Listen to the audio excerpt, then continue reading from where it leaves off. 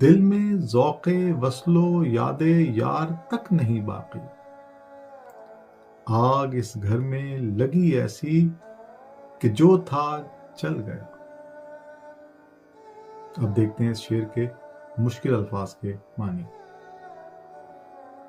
ذوق، ذوق سے مراد شوق، رغبت، دلچسپی یا شعر کو سمجھنے کی حس کو بھی ذوق کہتے ہیں۔ وصل سے مراد ملنا۔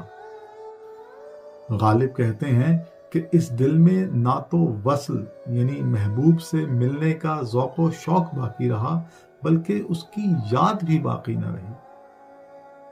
تو بھائی ایسا کیا ہو گیا کہ محبوب سے ملنے کا ذوق و شوق تو کجا، اس کی یاد بھی باقی نہ رہی۔ تو کہتے ہیں آگ اس گھر میں لگی ایسی کہ جو تھا جل گیا، کہ اس گھر میں، گھر سے مراد یہاں دل ہے، کہ اس دل میں ایسی آگ لگی، ایسی آفت آن پڑی کہ اس کے بعد یہ دل جو ہے وہ جل کر راکھ ہو گیا اور اس میں کچھ نہ بچا۔ آگ لگی ایسی، یہ ٹرم جو ہے اس میں اتنی فصاحت ہے کہ آپ اس میں کسی بھی قسم کی آفت جو ہے وہ ایڈجسٹ کر سکتی ہیں۔ وہ آفت محبوب کی بے وفائی بھی ہو سکتی ہے کہ وہ ہمیں دغا دے کر کسی اور کے ساتھ چلا گیا اور اس کے بعد دل پر ایسی آفت آن پڑی کہ سب کچھ تباہ و برباد ہو گیا۔ وہ آفت جو ہے وہ زمانے کی سنگ دلی بھی ہو سکتی ہے، زندگی کے دکھ درد بھی ہو سکتے ہیں کہ وہ اس طرح ہمارے دل پر آفت کی طرح ٹوٹ پڑے کہ پھر ہمارے دل میں کوئی خواہش جو ہے وہ باقی نہ رہے۔ دل میں ذوق وصل و یاد یار تک نہیں باقی۔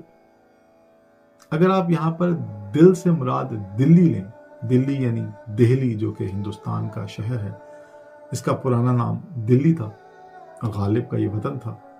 گو کہ غالب آگرہ میں پیدا ہوئے، لیکن اپنے والد کے انتقال کے بعد کم عمری میں ہی یہ دلی منتقل ہو گئے اور پھر ساری زندگی دلی میں ہی رہے۔ غالب کے زمانے میں دلی مکمل طور پر اجڑ چکا تھا، مغلیہ سلطنت زوال پذیر تھی، بادشاہت جو ہے وہ برائے نام تھی اور انگریز جو ہے وہ سارے ہندوستان پہ قابض تھا۔ تو اگر آپ شعر کو اس پیرائے میں لیں تو اس کا مفہوم یوں نکلے گا کہ میرے اس گھر یعنی دلی میں ایسی آگ لگی کہ یہ تباہ و برباد ہو گیا اور ہر قسم کا سکون جو ہے وہ جاتا رہا۔